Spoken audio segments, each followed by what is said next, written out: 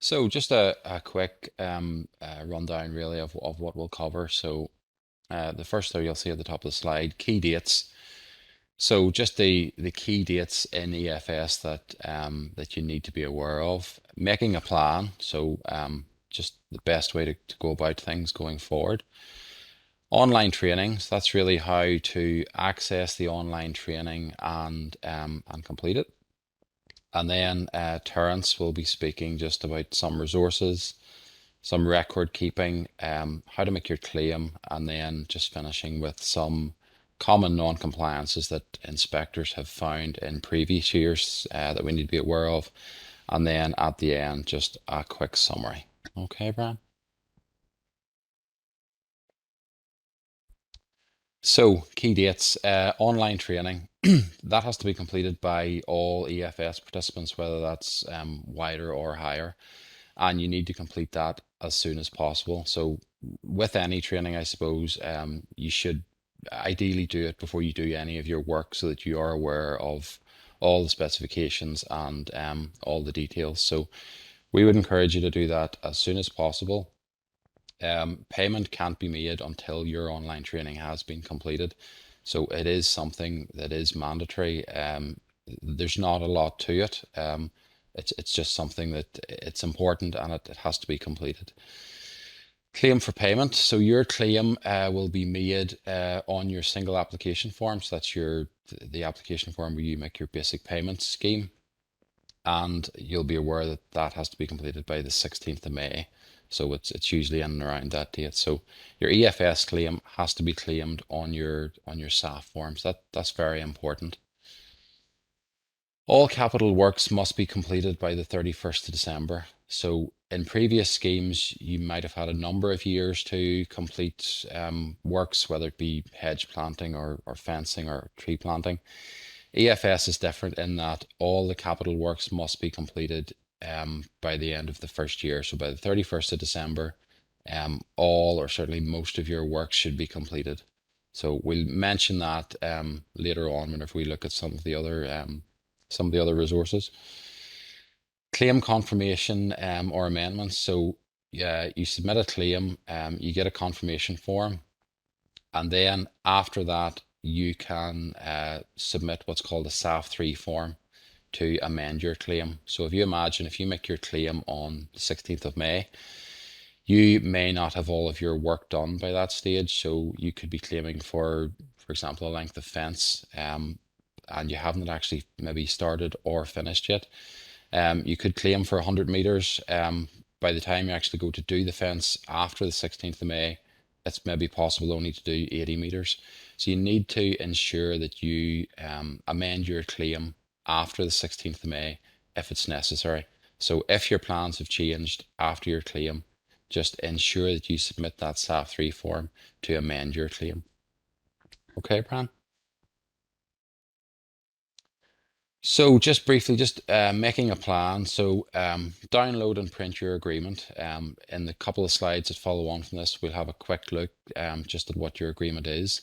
So your agreement, it's on your DERA online portal, so it's available to you, so you can access that or your agent can access that, and it shows you what you need to complete. So on a field by field basis, it gives you all the details of what you have elected to complete for that field. So whether that be hedge planting, fencing, tree planting, all the details are there. So it is essential that you have that agreement. You have a copy of that either downloaded onto your computer or printed off so that you can continually refer to that so that you know what work that you need to complete.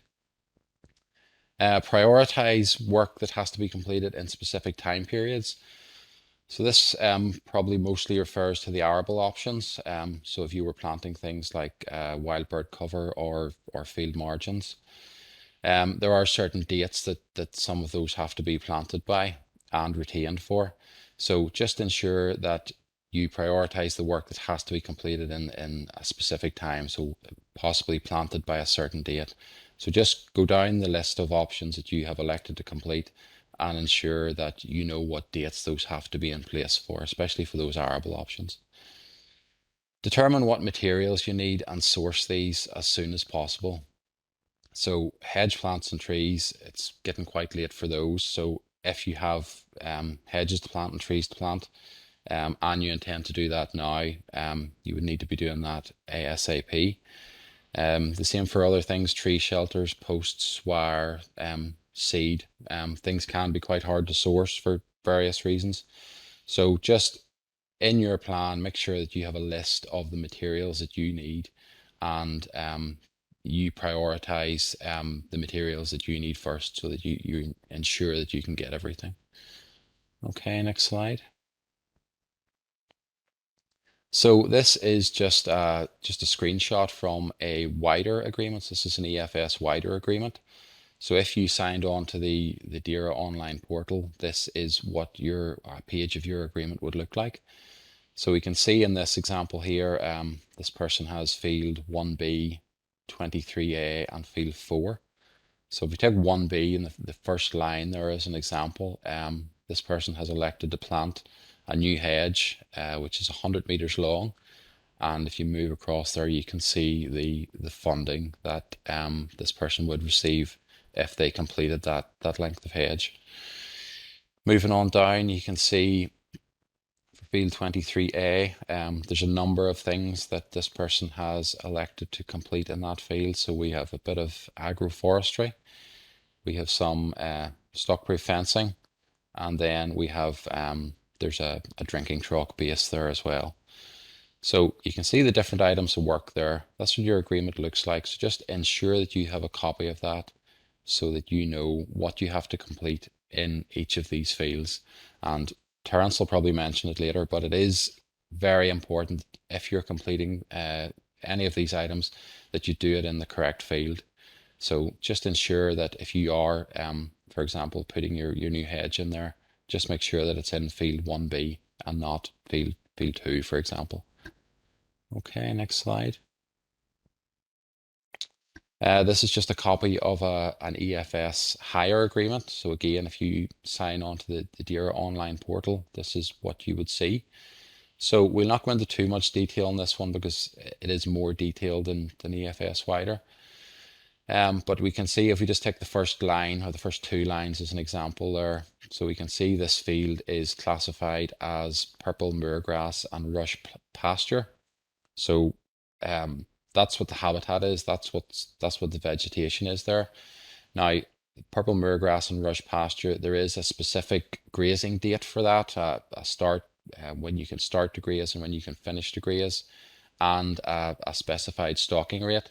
Again, we'll not go into the detail of that here, but it's just to be aware that each of your fields, if you're in EFS Higher, you will have a habitat against those fields, and a lot of those habitats have different stocking rates and different stocking dates when you can actually have your stock there. So just ensure you're aware of what your habitats are, and when you can and can't graze those.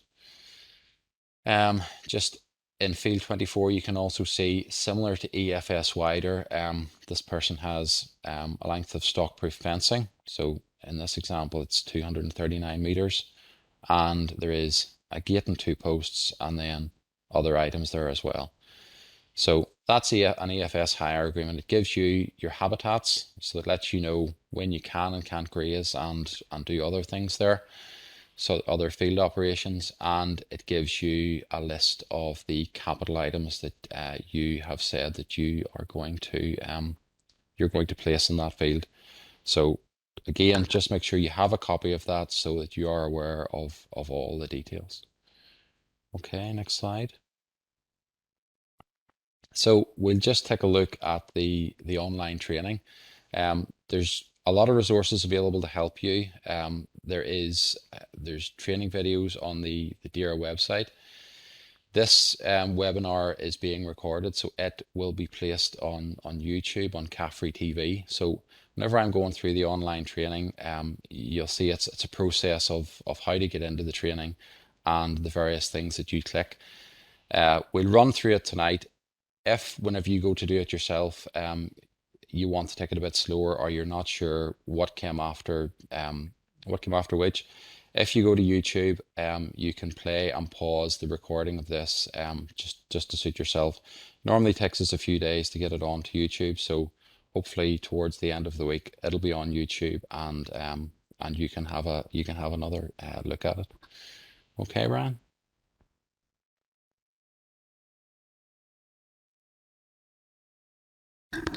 So to complete our online training, we go to the CAFRE website. So this is the front page of the CAFRE website. So if you see up at the top here, it says Student Portal CAFRE Online. So to access your training, that is where you will be clicking. So Student Portal.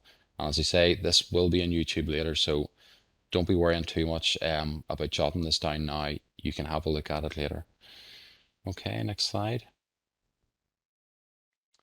So this one is important. So when you go to sign in to do your training, your username will be your farm business. So that's the six-digit number, and it always starts with the 6. So you'll be aware of that. It's usually on letters and correspondence and various other bits and pieces. So your username is your business number. Your password is password and then the last 3 digits of your postcode. So as an example, it would be password for PS or password for AB, for example, if that was your postcode. So just make sure your username is your business number and your password is going to be the word password and then the last 3 characters of your postcode. And it's case sensitive as well, so just make sure you have your capital P for password and the same for the last 2 letters of your postcode. So username is business number and then your password plus the ending of your postcode. Okay. Next slide. Yeah, okay. So once you sign in with your user details, this is the screen you will see. So this is pre-populated with your EFS. So in the background, this looks at your EFS agreement and it checks what training you have to complete. So there'll be an item of training for each of those options that you've seen on the example of the agreement that we looked at a second ago. So you can see just in the first red circle here on the left hand side, we have courses enrolled. So it says 3. And then if we move across, courses completed, it's 0. So once we get to the end, hopefully this 0 should be turned to a 3. So if we were to click on courses here, you will see that down below are 3 courses, and we can see the first 2 here is stock-proof fencing and introduction to hedge planting, including 2 protective fences. So that's the first 2 items of training that we would have to complete in this example. Okay, next slide. So for each of the training modules, and as I mentioned, there's a training module for all of the items that you have undertaken to complete in your EFS agreement. So it could be 2 items, you could have 10. So everybody's training will be different depending on the amount of work they have elected to undertake. So the 4 components, the first one is the lesson. So that's a brief training video. They're not long videos, and that's the first aspect. Second aspect is information sheets. So we'll have a look at these in a wee bit more detail later. But they basically give the full specification for the items that you have elected to complete. So things like fence heights, the distance between posts, number of hedge plants, all the information is there. Then there is a few questions just based on your video and your information sheet that you have to complete. And then it is very important at the end that you register that you have finished the training for this option. So once you have your lesson, once you've watched your video, looked at your information sheet and completed your few questions, it's very important that you register, because if you just close down after the questions, it may not be registered. So just ensure that you register after doing each of those items, just so that we know that you have completed it. Okay, next slide. So this is this person has clicked on their introduction, so they've elected to do their hedge planting training first. So you can see this is the screen that you will see. So your first red box at the top here is lesson. So that's basically the video. I think from memory it's possibly a 5 or 6 minute video. They're not long. So once you've watched your video, you move on down and you click on this on the information sheet link here, and that'll open the information sheet that, as I mentioned, has got the full range of details for the hedge planting with 2 protective fences. It's important to note, and I think Terence will probably mention it later, those information sheets, that's basically a tick box list that the inspector will have if they do an inspection of your in this example hedge planting. So they are important. You should have them just to ensure that you can go down that list and say that you have met all those criteria. Okay, next slide. So this is that's just the training video again for the planting new hedges. So as you would do, you'll click on the middle here, just where the red arrow is, just to play the video. It will play through, and then down at the bottom of the screen, you'll see it says click here for the questions. So you must answer these questions so that your training is registered and you become eligible for funding. So have a look at the video and then move on to the questions. Okay, thank you. This is just an example really of the first question that you would be asked. So new hedges must not be planted along existing hedgerows. So in this case, that one's true. So they're multiple choice questions, so true, false, and they're all based on what you will see in the video and what's in your information sheet. Okay. So in this example then, we've watched the video, we've looked at the information sheet, and we have answered our questions. So the very last thing, and it is very important, is that you need to click here to register that you have finished the training for this option. So click there, and then that'll let us know that you have completed that training, and then your claim can then progress on. So as I mentioned back at the start, it is mandatory, this training, so you have to complete it before your claim would be paid. So just ensure that you complete it and then that you register just to say that you have actually done it. Okay. And I will hand over to Terence now, and he will just take a run through some of the resources that are available and a few other bits and pieces, record keeping, and some previous non-compliances that we have come across in previous years. Okay, Robert, thank you very much for that. I'll finish the second half of the presentation here. And just to reiterate what Robert was saying, you need to be planning for this scheme. I'll say in one of the later slides that it's a process, not an event. There's no point in leaving it till, say October, November, December of 2022 and realizing you should have started an awful lot of work. So please, if you haven't already started your planning, then treat this as the first stage of the process of planning for the delivery of your environmental farming scheme, because the months soon go past. Now, first of all, I'll look at some of the resources that are available to help you in the delivery of your scheme. And probably the most important one are the information sheets. Now, they are available at the web address you can see there on the screen, www.dira.ni.gov.uk. And then if you look over at the right, you will see outlined in a red box, Environmental Farming Scheme, EFS. You click on that and up will come the information sheets or all the information in relation to EFS. Now, in this slide, we can see, if you look up at the very, very top of the slide in the small print, you'll see Environmental Farming Scheme wider options. And here's a list of some of them, which are available for you to work through. You will only need to read the information sheets that are relevant to your scheme.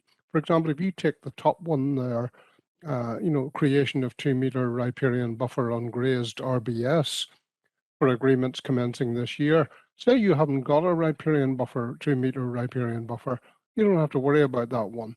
But you might have the fourth one down, for example, creation of a 10-meter riparian buffer, and then you would read the detail of that. So next slide, please. Now, I've just opened up the one of these information sheets, and this one happens to be planting new hedgerows, including 2 protective fences. Now you will see an option code, which in this case is PNH, and then the option payment is listed there as well, and you'll see for year 1 the payment is £15.83 per metre, and then there's 0 payment for years 2 to 5. So in other words, all the payment is front loaded. You get it all in year 1. 2 important things here. You need to look after the hedge. You need to maintain and keep the weeds down in the hedge, replace any dead plants in years 2 to 5. And the other very important thing is you need to remember to claim for each year of the scheme. You just because you're only getting payment for this particular option in year 1 doesn't mean to say that you don't have to claim in years 2 to 5. You do have to.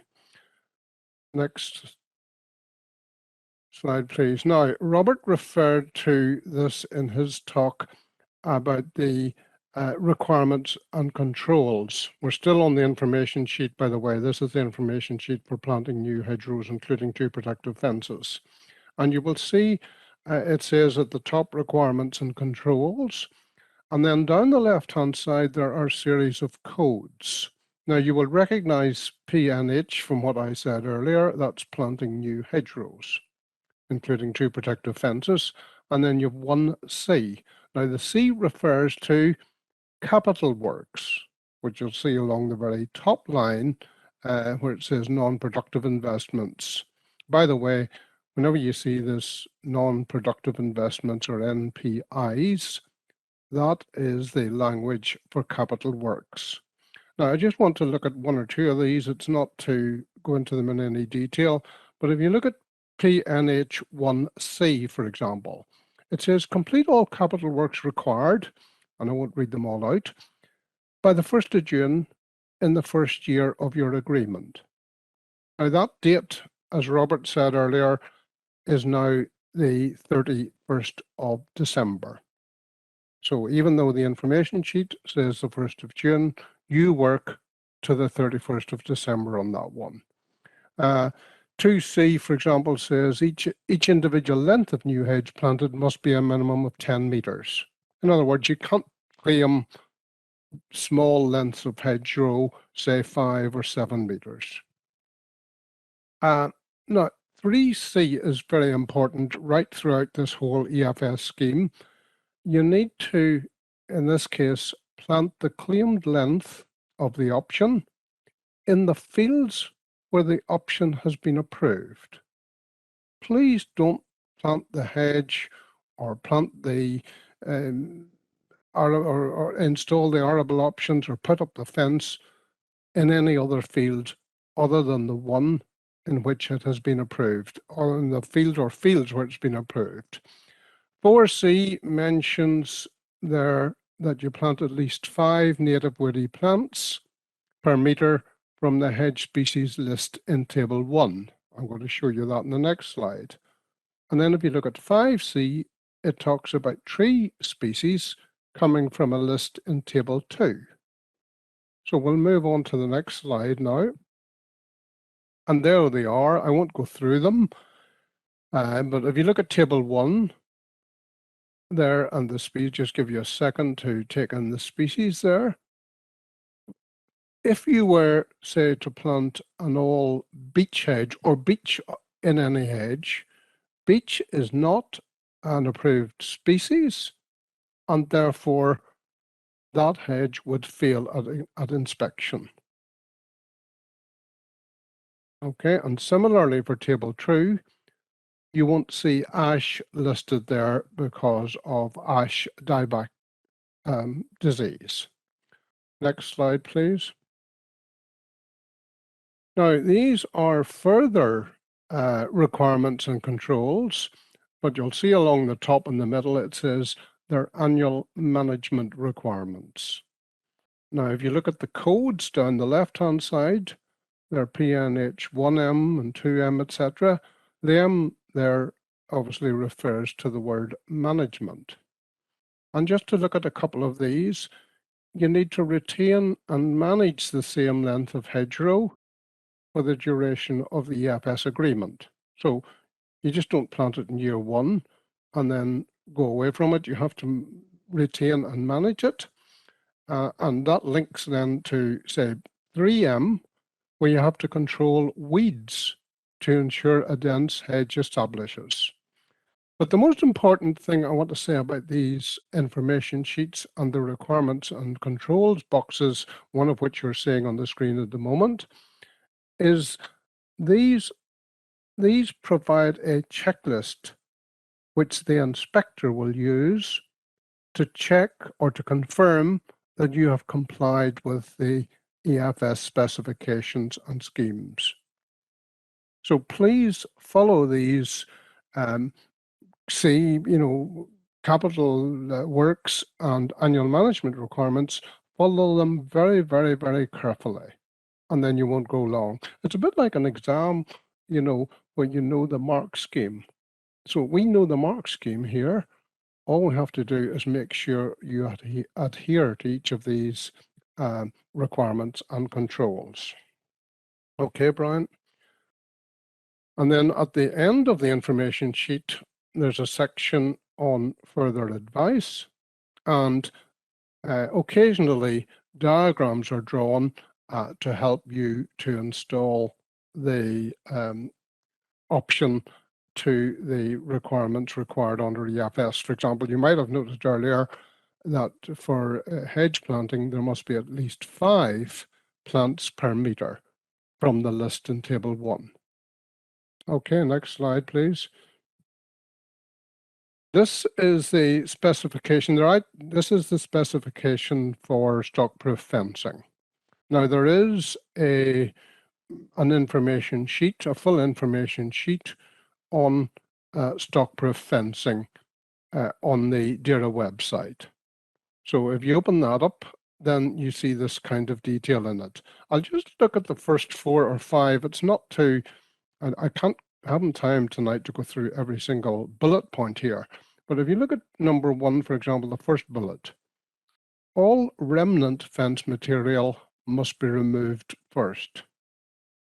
I know from talking to inspectors that sometimes they go to examine or to inspect a fence, and this remnant material is left behind and in behind the fence, and getting it out is a much more difficult task than if that had happened before the new fence was put up.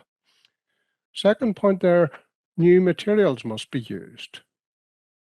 The third point, the minimum standard is galvanized woven wire and 3 strands of line wire or 5 strands of line wire. And I'll just read out then the 5th point there.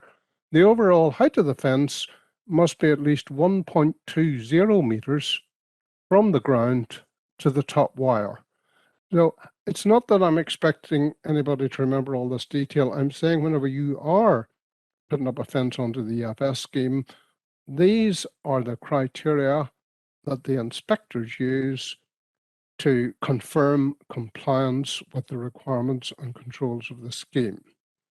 And since their work is all computerized, they have to, and there's no way around it, they have to confirm that your fence meets the specifications.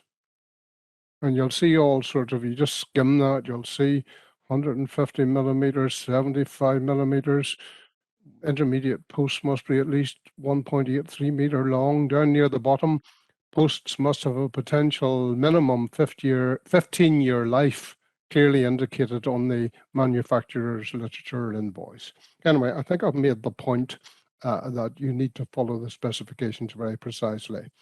Next slide then, Brian. That finishes the resource on the information sheets. Record keeping.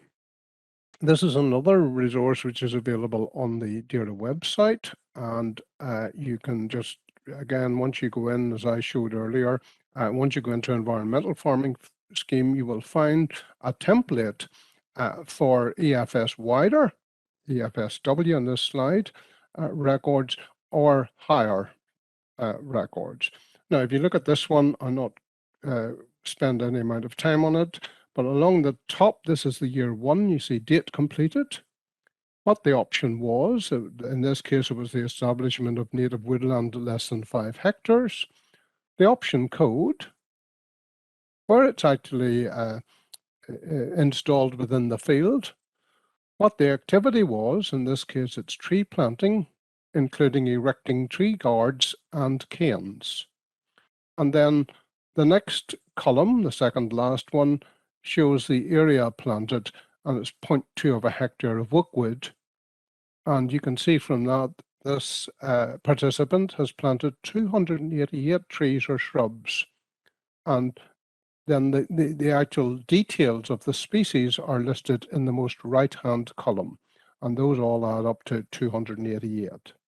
So there's good records, and then all they have to do for year 2, 3, 4, and 5 is maintenance completed. Now that will involve, say, replacing dead trees. It'll replace weed control, any tree guards or canes which have broken or disappeared. They can be, they need to be replaced. Next slide, please. This is another example of a EFS wider field record template, and you're going to see this is the option or capital works here is actually a capital work stock-proof fencing. And 155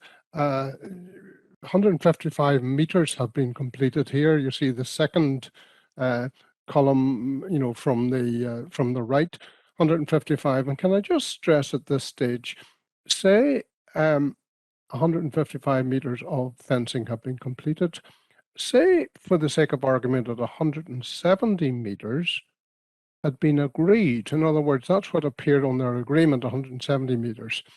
But the business in this case has measured, and they've found out there's only 155 meters.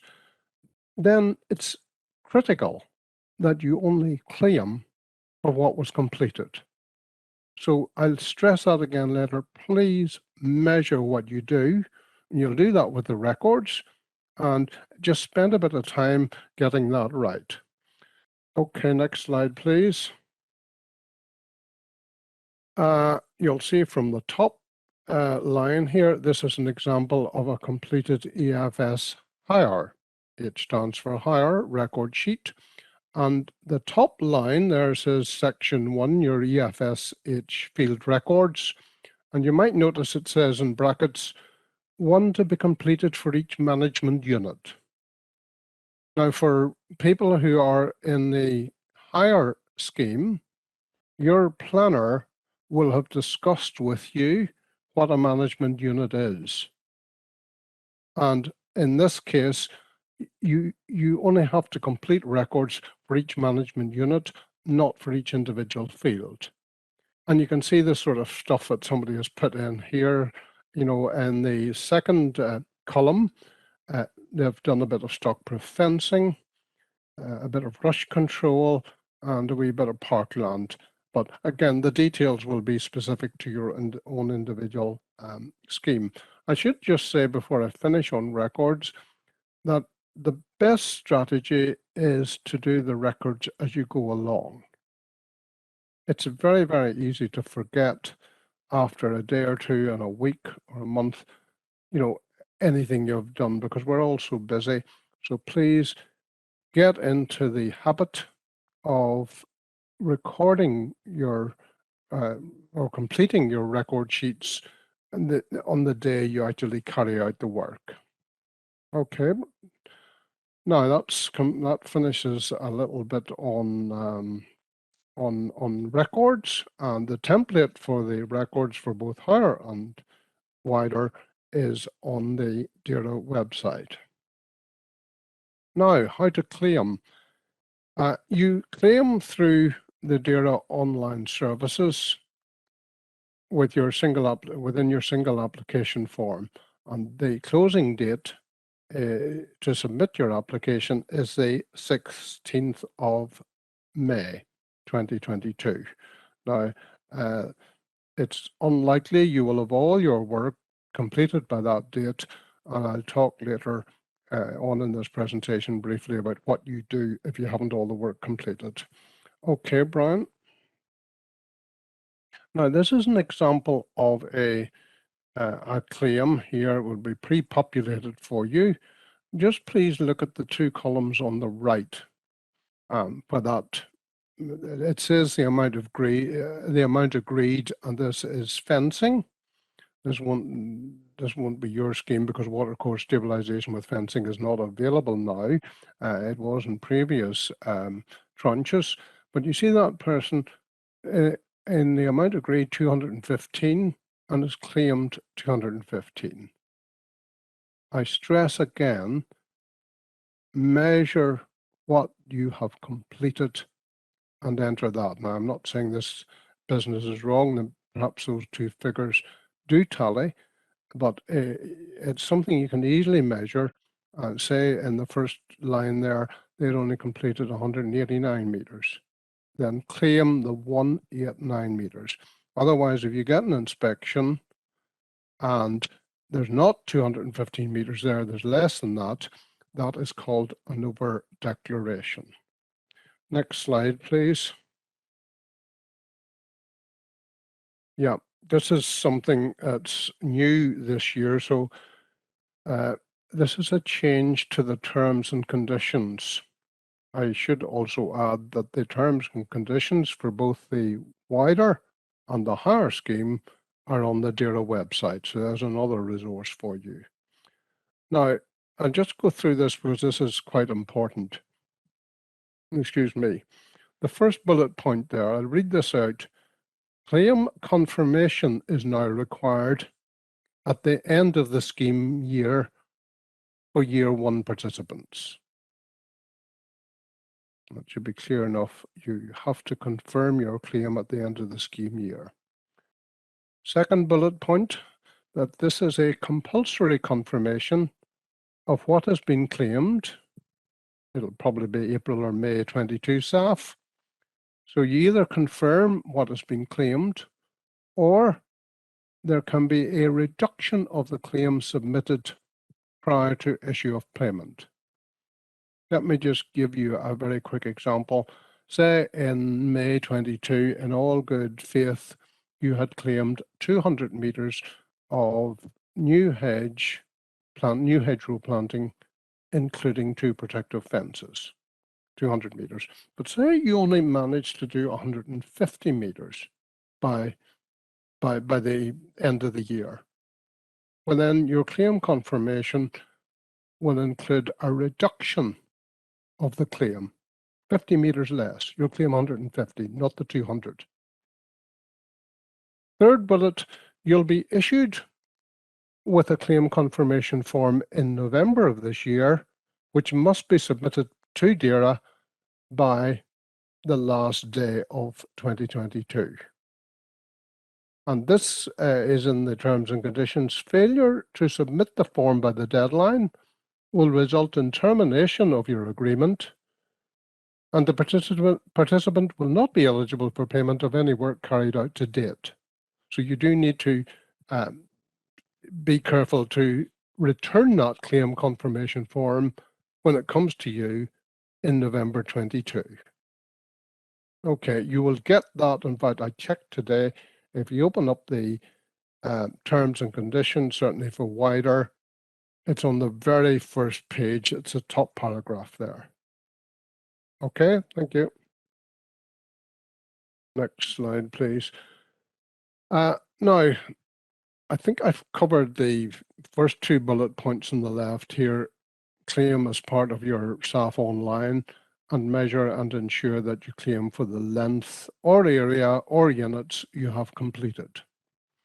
The claim confirmation, as I say, will come to you in November, but in addition to that, or before that, you can use an EFS SAF3 form to amend your claim if necessary.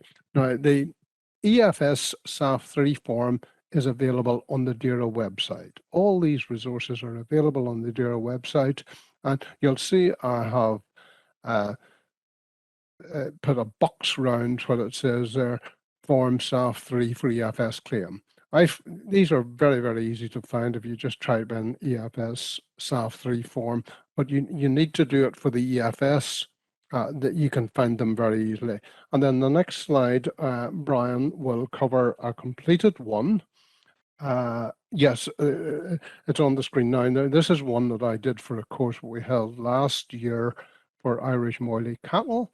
And you'll see at the very top there, it says Form SAF3 for EFS claim. And this option, the option here is traditional native breeds, and they always include the code. In this case, it's IMC. But if you look at the left-hand side at the bottom there, you will see a box with the title Additional Information. This claimant has said their original claim was for 4 livestock units of Irish Moily cattle.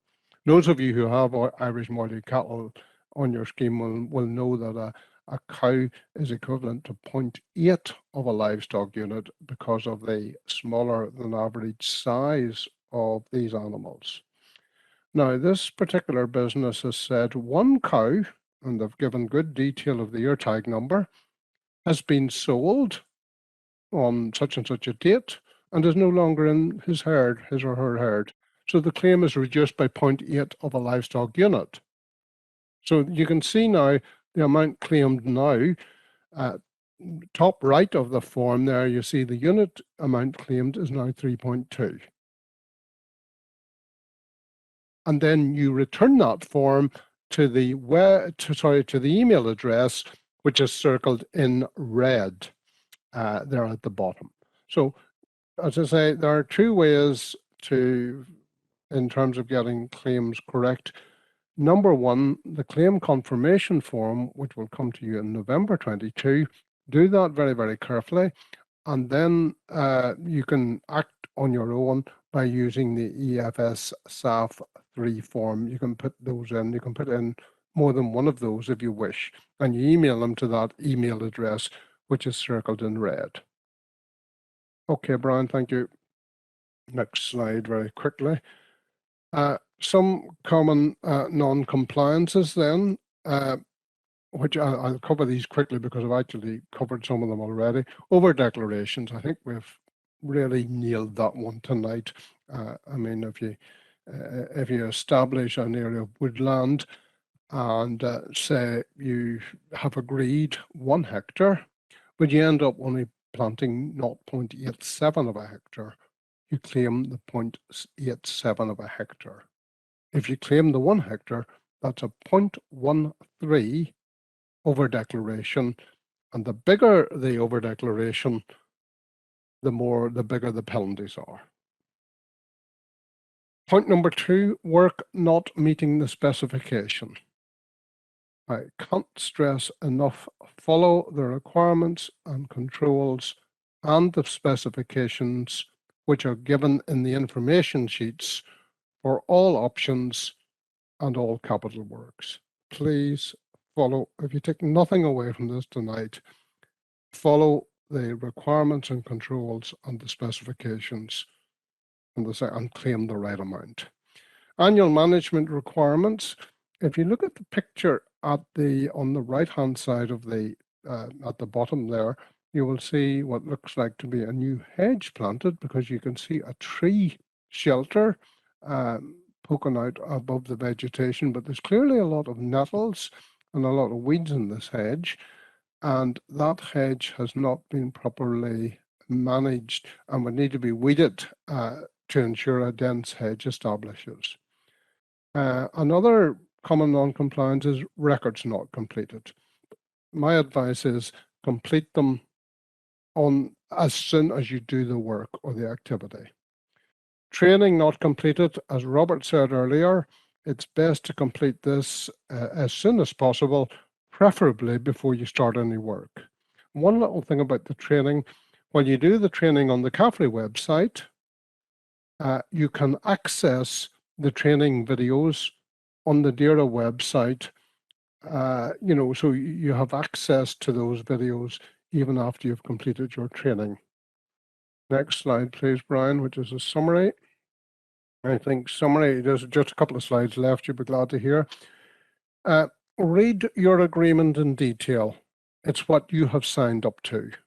So it's the second point there says for EFS higher individuals, you'll have had a discussion with the planner. I hope that was useful and led you to understand all your management units and the stocking rates and the options that you had to undertake on each individual management unit. So it's your agreement, remember, it's not your planner's. The planner drew it up for hire. It's not your agent, it's not the form filler, it's your agreement, it's your responsibility to read it in detail. Completely online training. The fourth and last point on that slide is if you have options and capital items, please put these in place in the fields and locations where agreed. And in brackets there it says, additional work in another field will not compensate for any deficit in a field where the work has been agreed. So if you want to put up, say, 100 meters of fencing on a particular field, please put it in the right location. And the next slide, Brian, will show this to you. I'll just spend a minute or two on this. This is from the language at the top. It says SSRMP. That's only relevant to EFS higher people, and it's site-specific remedial management plan. Now, if you look at this as a field, it's shown here, and you will see along the bottom and if I just call it the bottom side and the left-hand side of this field, you will see two abbreviations, SPF. You might recall from earlier that refers to stock-proof fencing. And then at the bottom left, you will see GPS, which is a gate and posts. Now, in this example, you must put up the fencing along the bottom of the field and along the western boundary, the left-hand side. Don't be putting it on the other boundaries in this field or indeed in any other field. The inspectors come with all this, it's all computerized, it's all built into their recording devices, and they're expecting to find the fence in the location where it has been approved. So please don't think about putting it up somewhere else. This is, you get credit for what you want. Yeah, and that getting to posts needs to be put up in that corner. Right, okay, next slide, Brian, which is the last slide. Just follow the specifications exactly as in the information sheets. Claim very accurately. Don't guesstimate what you can measure. You need to complete that claim confirmation form by the 31st of December 22, or you can alternatively the EFS SAF3 if you need to adjust the claim. For example, if you claim now, for example, in May, say in April or May, there's bound to be changes by the end of the year. You may not get all the work completed. Or they can't always be identical. I mean, if you particularly whenever you do a rough estimate of what a length of fencing or length of hedging or whatever is, it's not going to be exactly the same whenever you go to claim it. Do the record keeping as you go along. And as I said earlier, EFS is a process, not an event, and not something to leave the last few weeks or months of this year.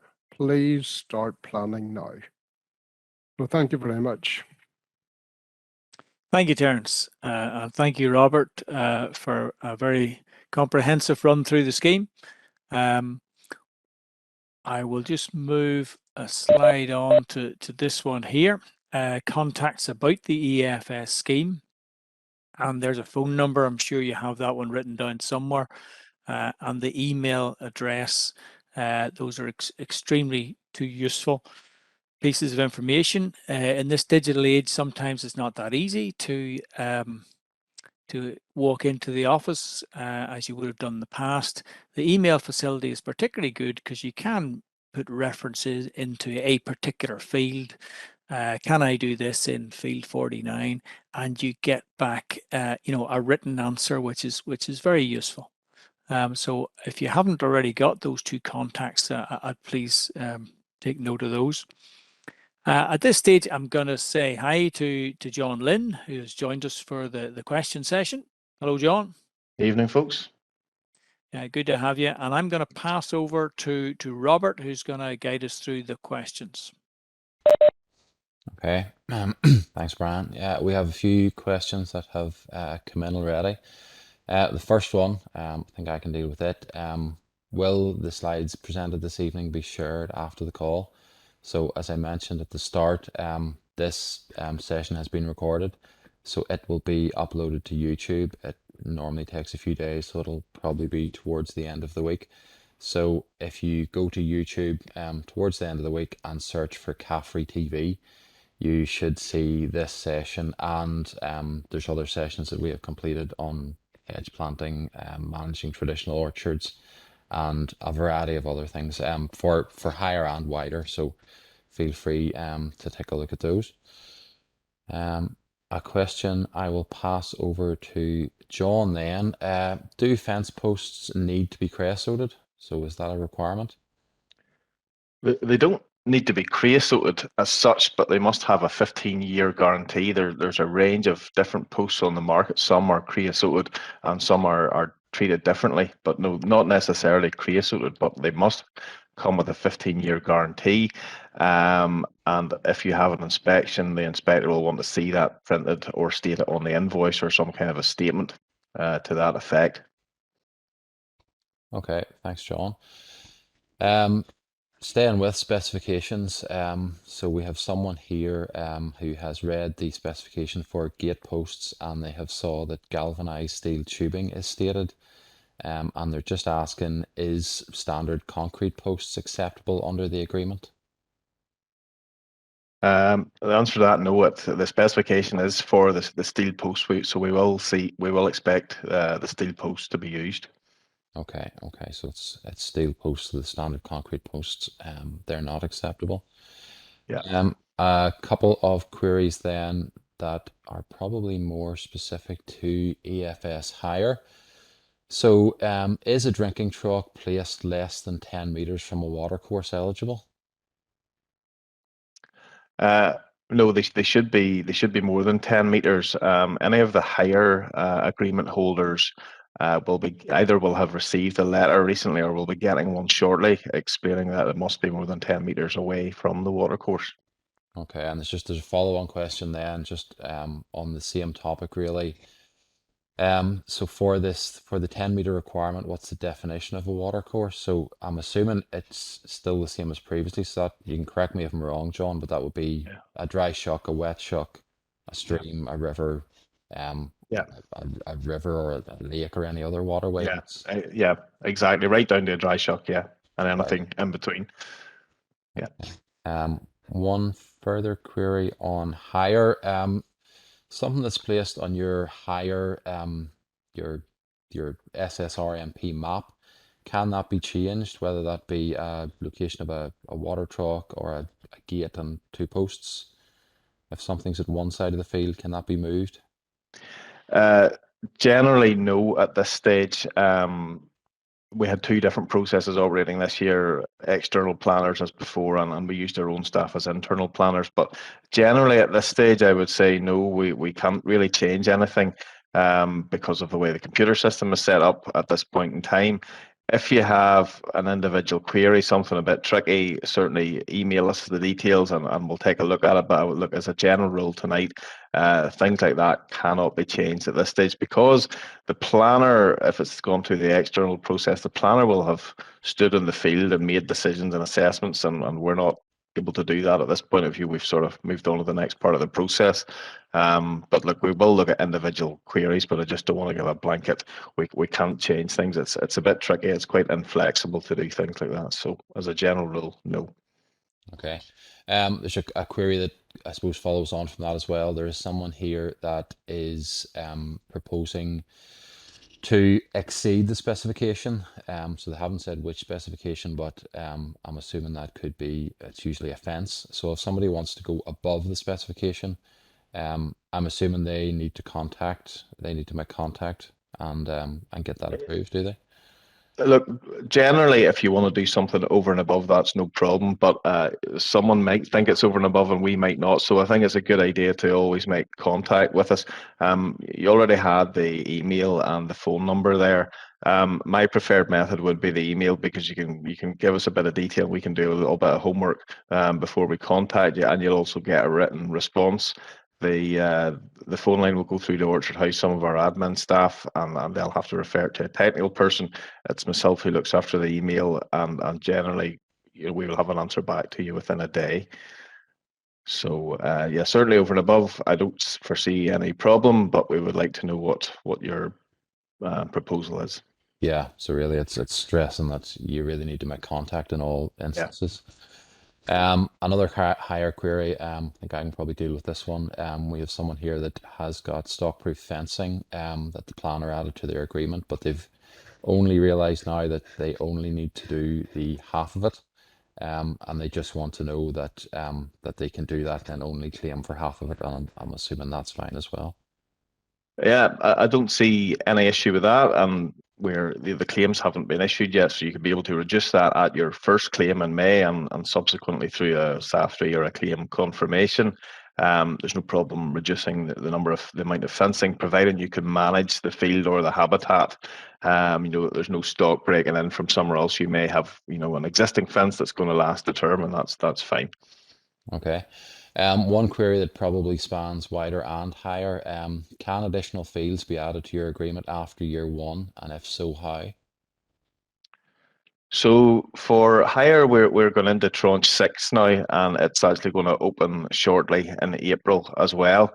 If you have additional land, certainly you can apply for that in tranche 6. And you would go through the same process again, depending on where the land is, what tier it is, 1, 2, or 3. You may need an external planner, or we may be able to do it ourselves. But certainly on the hire, additional land can be added for this tranche 6, or can be applied for. Last year, everyone that applied got in. This year, I would foresee the same thing happening. It might change a little bit, because we're going to roll over some of our tranche 1 agreements into tranche 6 for hire, but I'll try not to complicate things. As a general rule, apply for it. You've nothing to lose. For wider, it's a little bit different. If you're in an existing wider agreement, tranche 2 to 5, no, you can't add additional land. But for the tranche 1 wider people, we are looking to be able to let them apply to tranche 6 in August, but we're sort of working on the fine detail of the rules around that at the moment. Okay, thank you. If posts and wire were purchased last year for the scheme but they weren't used, can they be used this year? It's a trickier one. Like, as a general rule, it has to have a 15-year guarantee with the stuff, and the inspector will want to see an invoice with dates. It's just, where do you draw the line? As it was 2 years old, if it's 3 years old. I think if you've got a more specific query on that, send us an email. I don't want to sort of just give a blanket. That's okay. Because it might get a bit complicated depending on how old the stuff is, and you might have bought it last year and it sat in your yard for a year, so that's 1 year of the guarantee already gone, and it might have, so individual queries like that, I prefer to deal with them individually. Okay, so make contact then. Can stockproof fencing be sited a metre or so from the boundary to accommodate existing native hedges and trees? So that's somebody that wants to put a fence a metre out from the boundary. Again, as a general rule, I don't see an issue with that because it shouldn't impinge on the field eligibility or anything else. But without knowing the exact circumstances, some of these are going to be a bit individual. Prefer to deal with them in that way, you know. Yeah, okay. And I'm just moving down here. I think we're getting towards the end. I mean, I know we're getting a lot of emails tomorrow, but don't hesitate to ask us a question by email. We would prefer if you ask us the question and we can look at it. Yeah. There's two final queries here. Someone is planting 300 meters of hedge, but they've maybe only claimed for 200. Can they still claim for their 200 and not be penalised? So that's somebody that's going over and above their claim. I'm assuming that's fine, is it? Just say that again, Robert. So that's somebody that has planted 300 meters of hedge, have only claimed for 200. So are they okay to claim for their 200 and not be penalised because they've done extra? Oh, yeah, absolutely. Yeah. No issue. I think that, Robert, I'm not sure I see that on the question and answers. If I decide to plant 300 meters of hedge, but I've only claimed for 200, I wonder, have they just done the 200 there?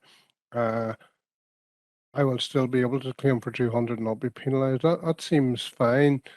Just not 100% sure that I have interpreted the question right. I mean, if they have had, maybe they mean if I have had 300 meters of hedge agreed, but only complete 200, then you just claim the lower amount. If they had have claimed the 300, but it seems fine that questioner seems fine that if they're, as long as that 200 that they have completed was agreed, then they can claim the 200 meters. Isn't that okay, John? Yeah, absolutely. Yeah. There's another one there then, Robert. You see something about a gate touch? Yeah, I think we've probably touched on this. So there is, I'm just going to read it here. So basically, can I add additional gates? So this is somebody that has got a higher agreement that I'm assuming, so they want to change what they have in a field. Yeah, I see that. I see that now. No, I'm afraid we can't add anything additional. The system it's a bit clunky, and we would get continual requests to change things. So it is what it is at the time, and then you've signed the agreement. You've accepted the agreement at that time. If you thought it wasn't right at that time, we may have been able to fix something or add something. But once the agreement is accepted online, it's basically locked in, and then it goes into your claim. So we can't make additions. Okay. One final one. Case, sorry, Robert. In that case, I see the gate is in the wrong place and needs moved in fence line as it's the wettest bit of the field can be moved. They can move the gate, but just put it up at their own expense. Or the gate doesn't have to be to EFS Higher, EFS specification. They can just put up any gate there, but not okay. They're not claiming for it.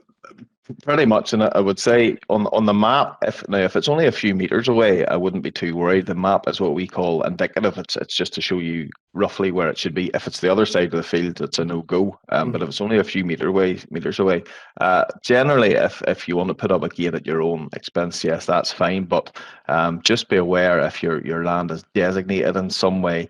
Basically, you're getting consent from us through the planner process. You're getting consent to us from and from the Environment Agency to do works. So I can't really foresee an issue with the gate, but going over and beyond that, it sometimes can be an issue on tier 1 and 2 land, particularly, not tier 3 so much. Okay. One final question. This is the last one. Has there been any recent analysis carried out just assessing grant award per meter versus current market prices? Yeah, there has been, but for you guys now, you're in tranche 5, so you're locked into the prices as they are, which is £6 a meter.